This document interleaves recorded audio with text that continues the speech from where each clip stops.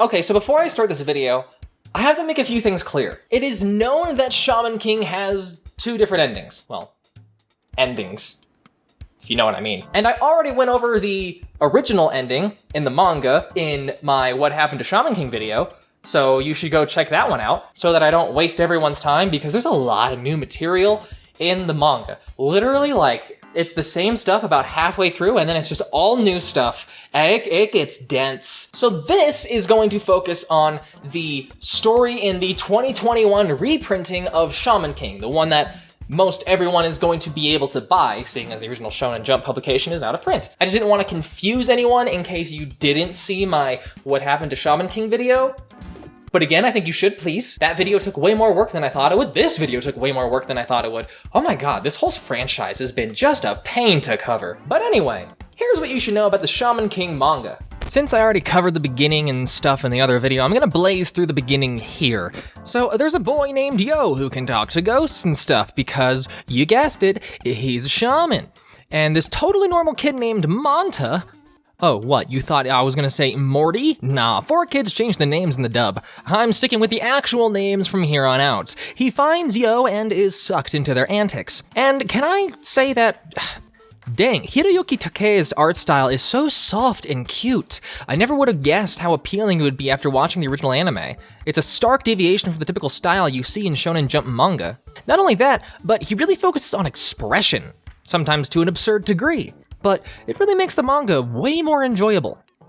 A lot of chapters in the beginning is Yo just helping out random people and really showing the value of being a shaman, like letting the spirit of a boxing champion possess him so that the boxing champion can fight against his old apprentice, stuff like that.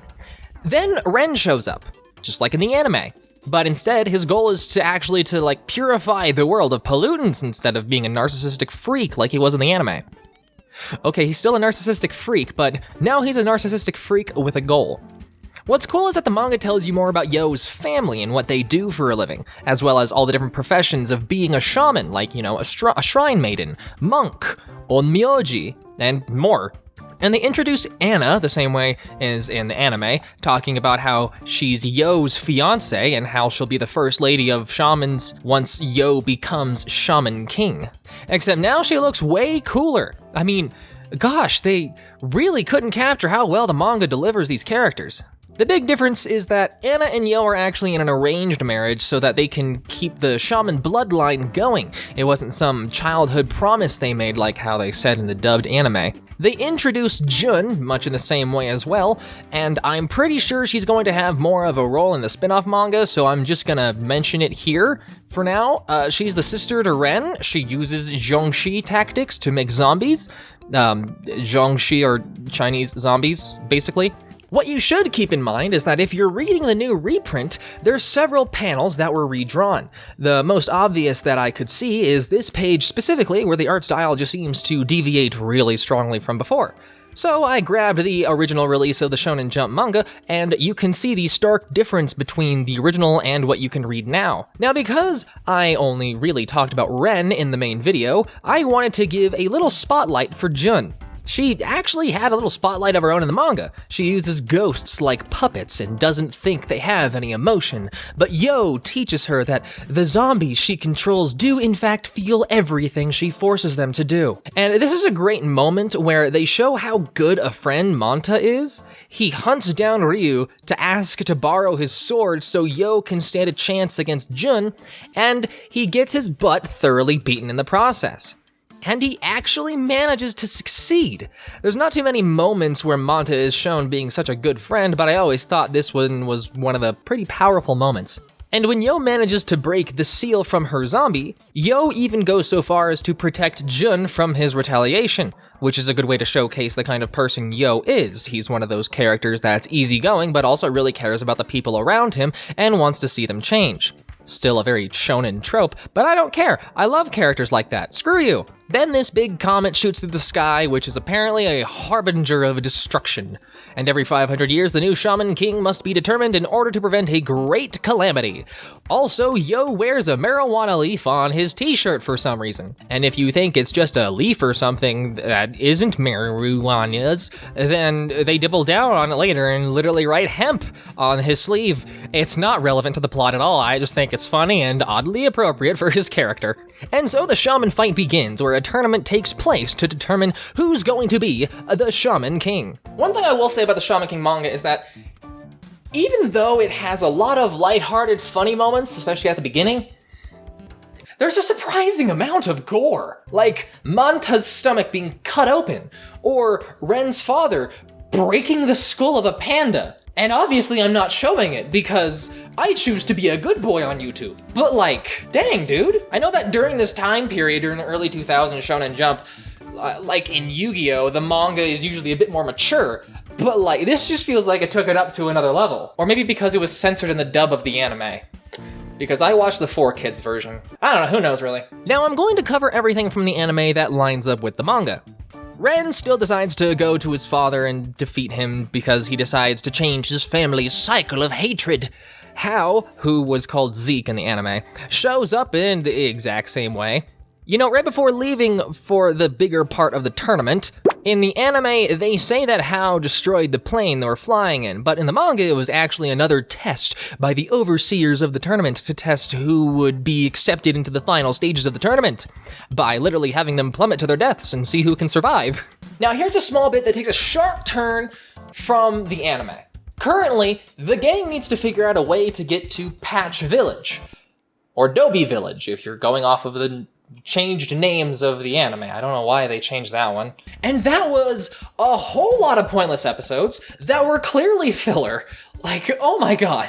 However, in the manga, they found a lead that may suggest the Patch Tribe, the ones overseeing the tournament, may actually intend to subvert the shaman fight to take over the world as Lili Rara, this weird Samoan lady, suggests. She explains that the Patch Tribe attacked the Samanoa tribe because they wanted to create a shaman empire in which only the most powerful shamans rule the world. But that's the moment you find out that's actually Hao's plan, as he reincarnates himself every 500 years. And he just so happens to reincarnate himself in the Patch Tribe last time, so, you know, they just blame the Patch Tribe. Then, afterward, Lili Rara tells them how to get to the Patch Village, and Hao shows up to kill her. Which, I get it, it was a great opportunity to really make you hate Hao. But gosh dang it, I really liked Lili Rara. She didn't have a big role in the story at all, but I thought she was cool nonetheless, and I wanted to hear her backstory. And this all pretty much happens in the anime, just slightly different. But I didn't cover it in my original video, so I figured I'd cover it here just in case you wanted the extra bits of information. They meet Lyserg in the exact same way in the anime, but in the anime, when they all thought that Lyserg was a girl and Lyserg just told everyone, no, hey, I'm a guy, this time he decided to prove it. This manga is weird. And he tells them about Hao burning his parents alive, etc., etc. Yo's grandfather tells Anna that Hao is actually part of their family line, and reveals the book that Hao wrote all of his spells in. Just before they get to the Patch Village, the X-Laws show up, the group solely devoted to killing Hao in the name of goodness. And the spirits they control are literally mecha angels, because Hiroyuki Takei wanted to show off how good of an illustrator he is. Then they make it to the Patch Village, and Yo sees the Great Spirit, this giant mass of souls where all souls on Earth are birthed and then eventually returned to. And this is something they really didn't explain in the anime.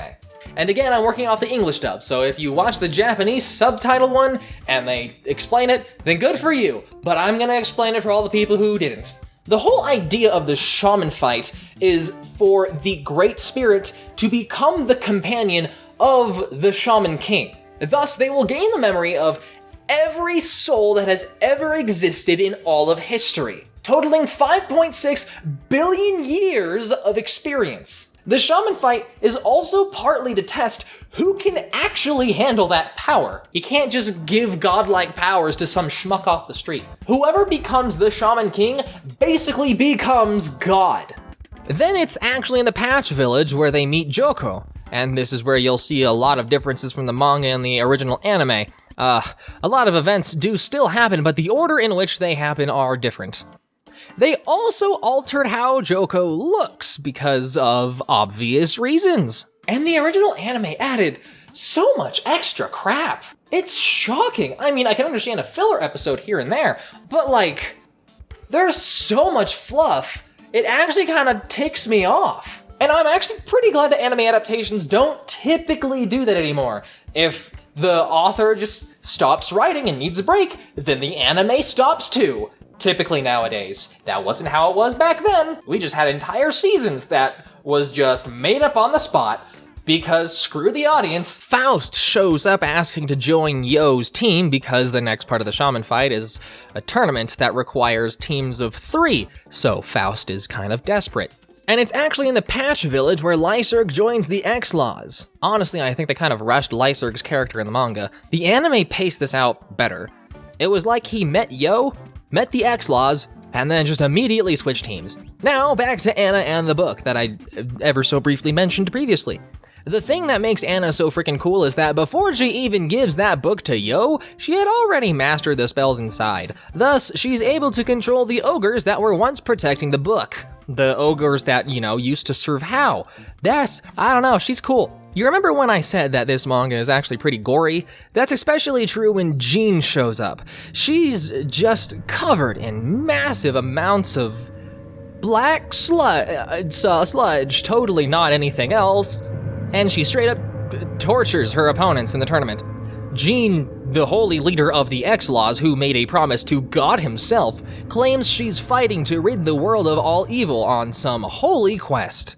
The nice thing is that seeing how the X-Laws operate, especially when they straight up beat Lyserg when he steps out of line, is a great way to get Yo to break his shell as the easygoing personality and have him get serious, which I don't feel was properly explored in the original anime, and I'm certain that's the real purpose of the X-Laws in this story. And what's more, seeing as both the X-Laws and Hao eagerly kill their opponents when there's rules set in place in the tournament that allows you to win a fight without needing to murder anyone, it starts to break Yo even more, pushing him to focus on what really matters and work harder to become the hero everyone needs him to be, just to stop the X-Laws and Hao from killing anyone else. And so because both the Asakura and the Tao family recognize that Hao is too great of a threat, Yo's father decides to teach Ren and the others the secret Asakura techniques from the special book that Anna was given, hoping that if one person wasn't enough to beat Hao, maybe by making everyone strong, they'll stand a chance.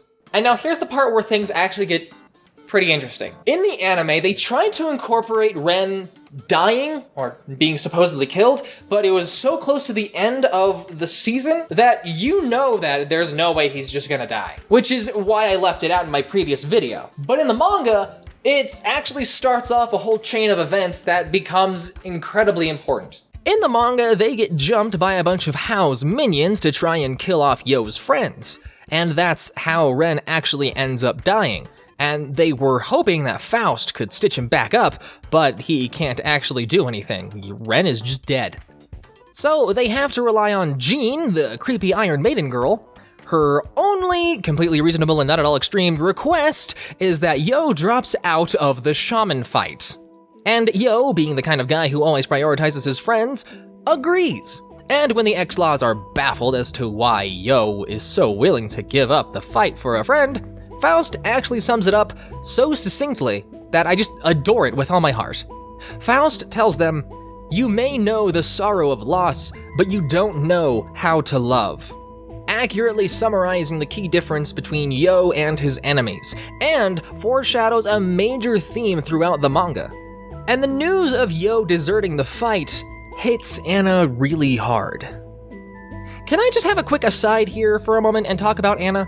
After reading the manga, I can't help but like her so much more.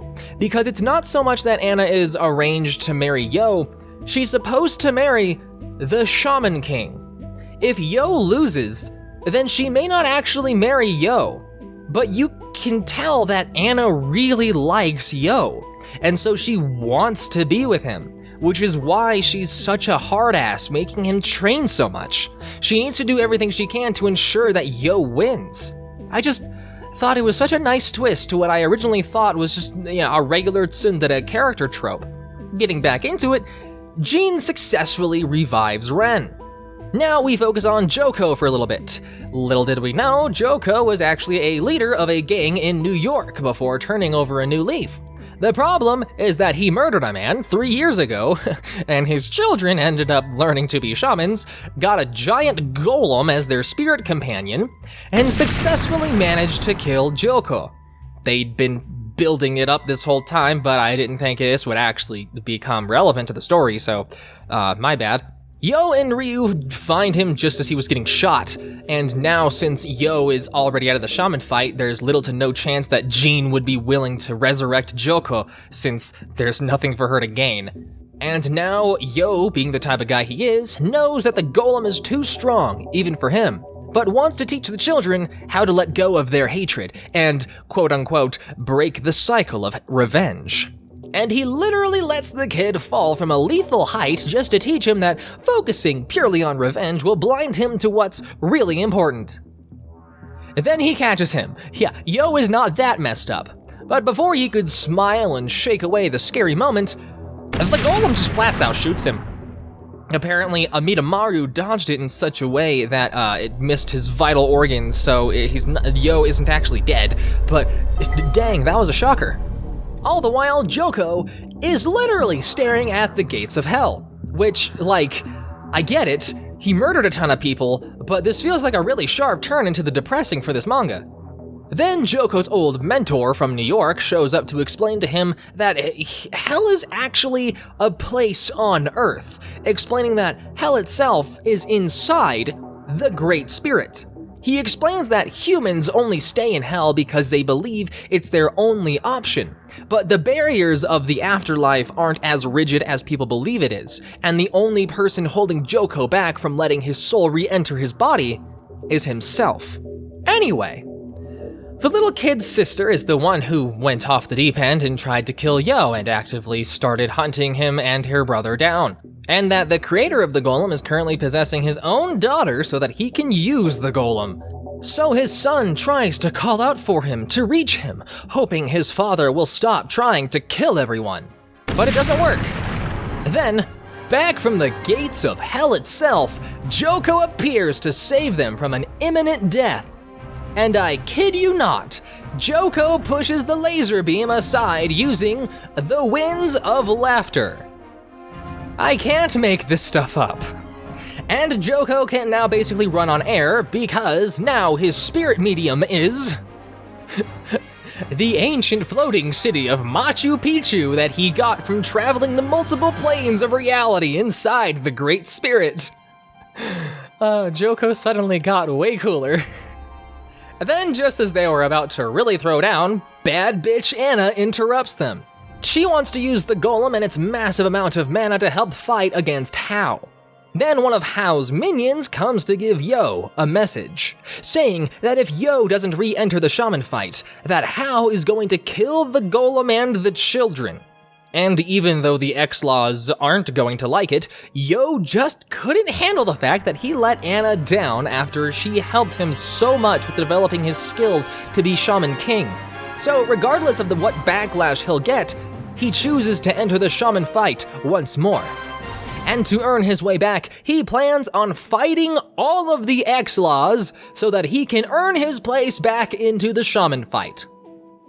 Not sure exactly why, but it makes enough sense to me. But Yo was only there because Hao wanted him to weaken the X-Laws a little bit, before one of his own minions showed up to finish the job.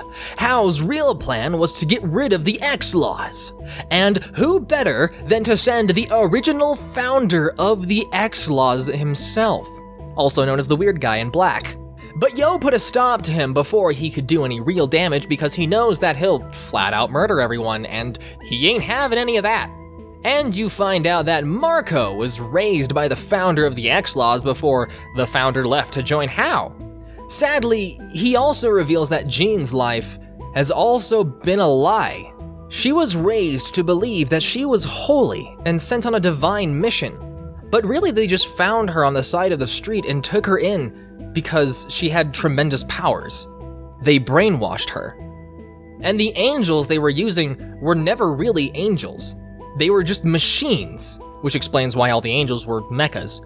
Turns out, Marco was the CEO of a supercar company, and the entire reason Hiroyuki Takei included this little tidbit is because he just really likes supercars. I'm not even making that up. It's actually a little tidbit in one of the mangas at the very end and the afterward. And the reason Marco hates Hao is because Hao burned down the orphanage he grew up in, as well as all the children inside. The X-Laws have been nothing but a method for Marco to seek revenge ever since the original founder left. But Jean decides that she doesn't care. For her, their mission was all true, and everything they worked for wasn't in vain.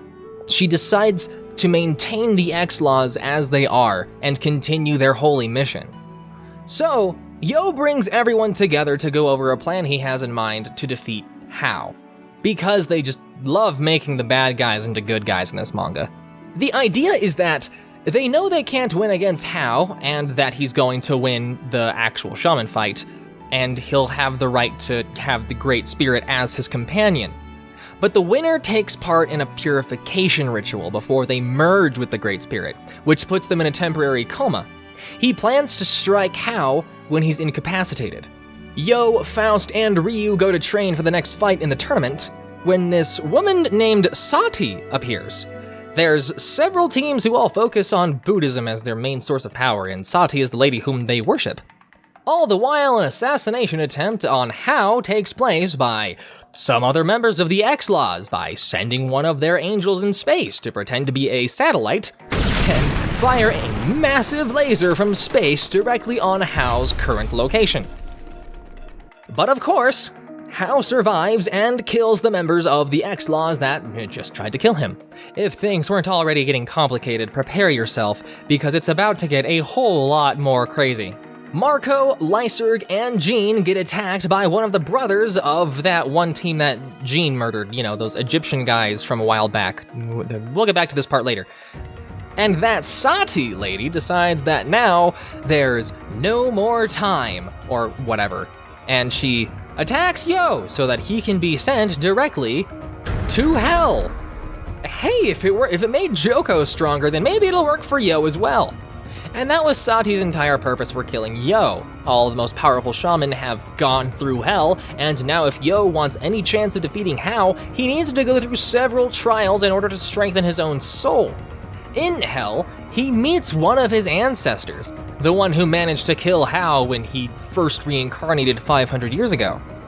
Sati explains to Yo's friends, by going through the circles of hell, he'll gain the ability to use the 5 high spirits, the same kind of power that Hao possesses, the ability to control the 5 elements of nature.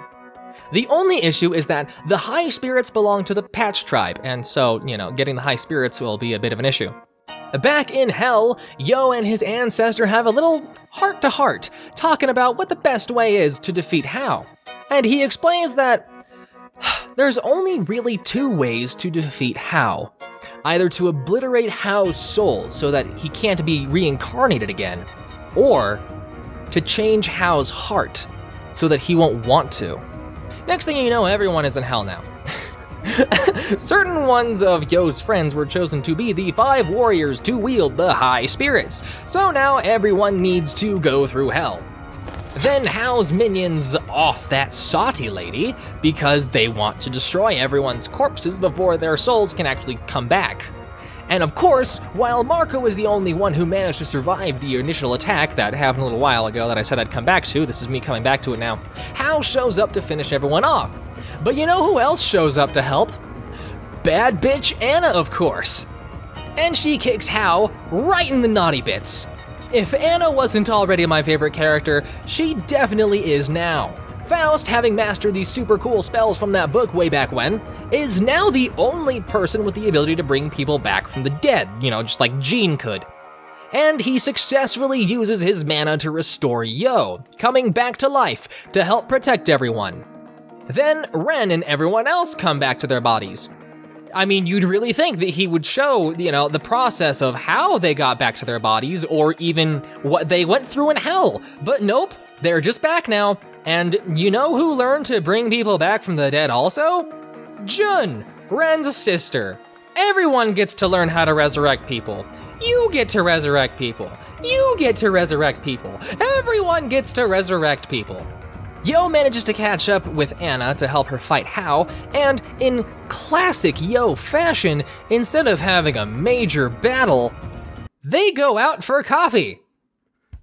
I swear to you, I'm not making this up. Hao doesn't actually want to kill Yo or even kill Anna, especially since Hao can read minds, and also Anna used to be able to read minds but lost that power a long time ago. By the way, did I mention that Hao can read minds? I have to cut out a lot of stuff for this video, and even then this video is really long. So, this is what we get. Dear God, this manga. And Hao tells Yo that he doesn't want to kill him because he wants Yo to get as strong as possible before eating his twin brother's soul.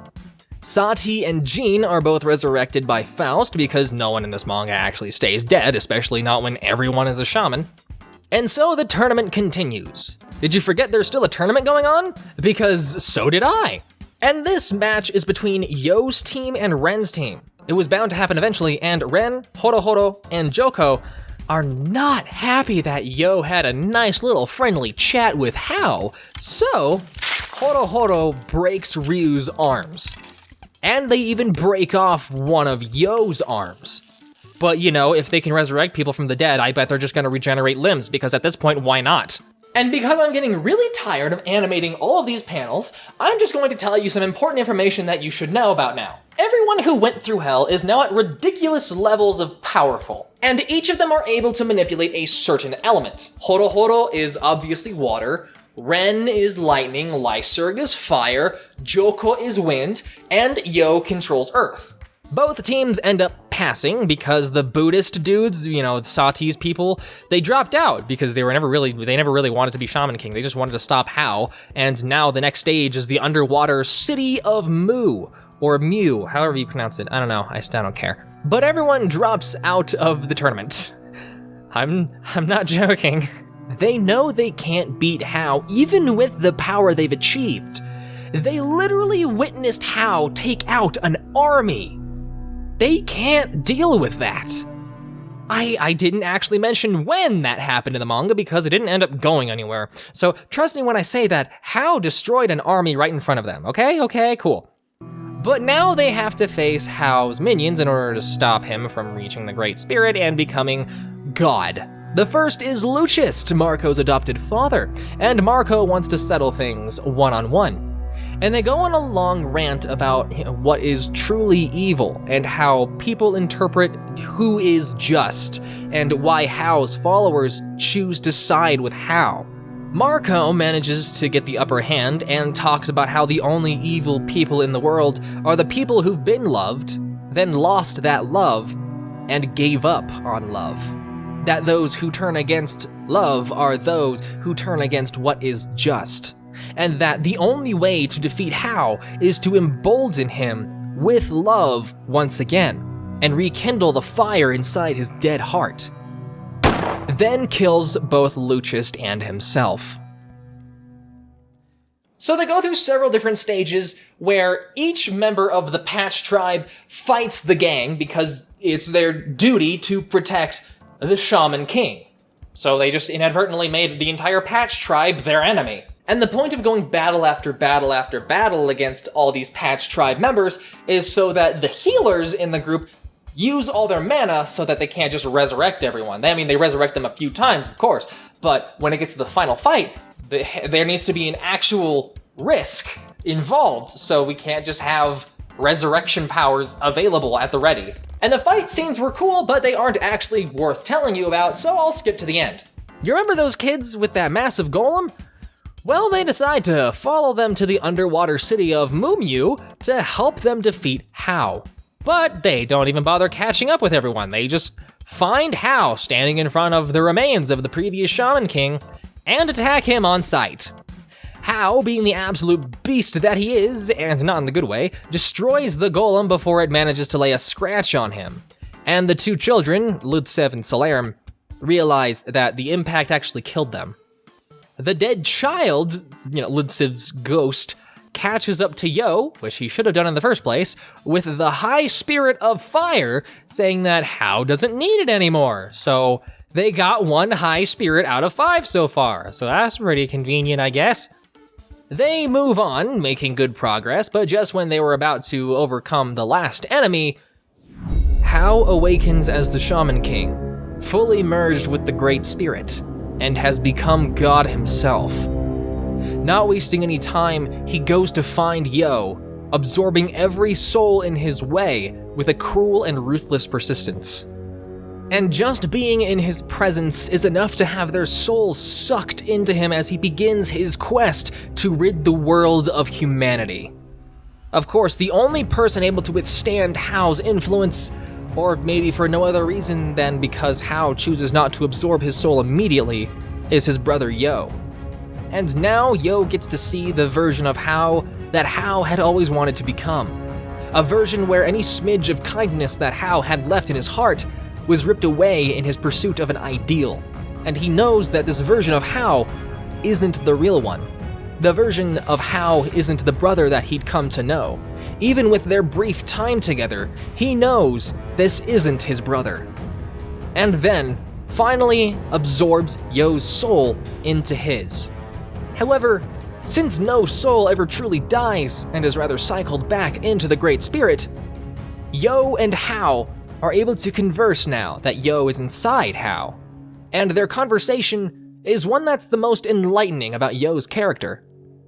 He admits that Yo doesn't really like humanity either, and understands why Yo is so adamant on ridding the world of them, how he detests people who are so easily swayed by the whims of society, and that he knows that if things progress as they are now, that humans will eventually destroy each other, then even destroy the Earth, like a voracious carcinogen that doesn't know when to stop. But Hao just hated humans more, and so Yo lost the right to become Shaman King. But Yo admits that he still clings on to their life on Earth, because even if Hao manages to make a paradise for every soul within the Great Spirit, there isn't truly a future worth living. That without strife, there is nothing to strive for. And how that really isn't living. That's just existence. And Yo's response sickens Hao, and so Hao decides to send Yo away somewhere else inside the Great Spirit until Yo sees Hao's side. But even with the power of God itself, Yo remains. And then, Yo's friends appear inside the commune of the Shaman King. Hao failed to realize that by absorbing all the souls around him, he also absorbed the souls of the high spirits they needed to fight Hao. And so, the 5 of them combined now have the power comparable to Hao's.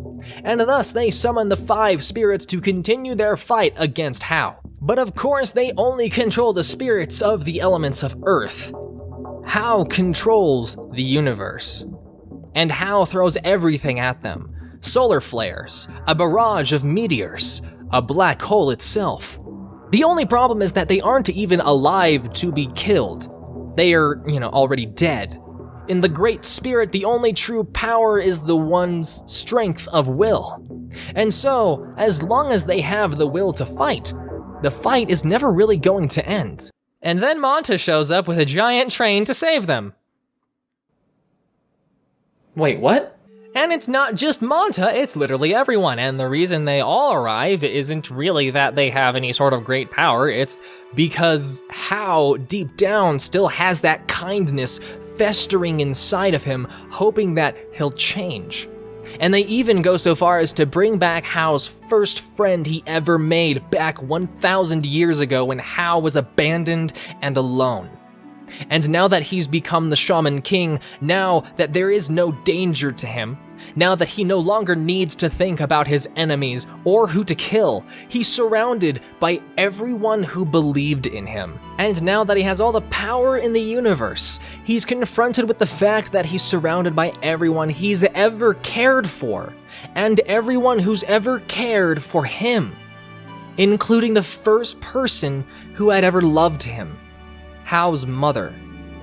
And, just like she should, she slaps him. Then talks sense into Hao, telling him that he knows that his hatred for humanity is really just his hatred for himself that he's lashing outward. How even after all this time, after he was so adamant on hating humanity, he couldn't let go of the love for his mom. And so, Hao decides to meet them halfway. He still wants to destroy humanity, but decides to let them live on Earth to see if they can change humanity. He decides to remain the Shaman King, but gives them a chance to change his mind. And so, they live out their lives. They become adults. Anna and Yo get married, and each of them search for their own answer on how to make the world better. And even though it's really sappy, I kind of like the ending. A lot, actually. Especially since they didn't pretend like there was any way that they could rationally overpower Hao, because there is no way you can overpower someone with unlimited power. In terms of how they dealt with him, it was a solid ending given the circumstances. Especially since Hiroyuki Takei was kind of just working off of the original stuff he had in the publication, and he often talks about how a lot of the time he was just making stuff up, which obviously, of course, you're going to be making stuff up because, you know, it's an incredibly long series spanning 300 chapters for a weekly publication, so there's absolutely no way you can have everything figured out at the very beginning. But still, I cut out a lot of the manga, obviously, and there is a lot of context that now you guys just do not have. So even if you watch this video and you know the ending, it is still incredibly worth it to actually read the manga. There's so much nuance to the story that I just can't deliver to you in a YouTube video. Mostly because I work my way around that nuance by making jokes or just being quirky. Because this is short form entertainment. You can't really add a lot of nuance to this. And there's a good amount of afterward story where you get to see everyone grown up and what they do and where their lives led that I intentionally left out in hopes that you guys would go read the manga. Just read the manga. Please read the manga. The only thing that upsets me is that because Shaman King is so dense, there's a lot of stuff I want to talk about with you, but I can't because, well, this video's going on for a long time anyway, so I don't want to make it even longer. But there were just some aspects that I can't give to you because it wasn't pertinent to the main overarching story. And this is just a Cliff Notes version of the story. Like, it goes into how Anna and Yo first met and how Yo actually saves Anna from this constant isolation and this crushing fear that was looming over her ever since her birth. And it's those kind of origin stories that you miss out by watching random YouTube videos. Though I appreciate you watching my random YouTube video. Please like and subscribe. Or there was a character that was hyped up as being a very pivotal point to the ending, and that didn't happen. They just threw that character away. So, okay, weird. So please read the manga because it's pretty dang good. And also because I'm gonna make a video on every single spin-off after this. So I hope you enjoyed this video, stay beautiful, and keep playing.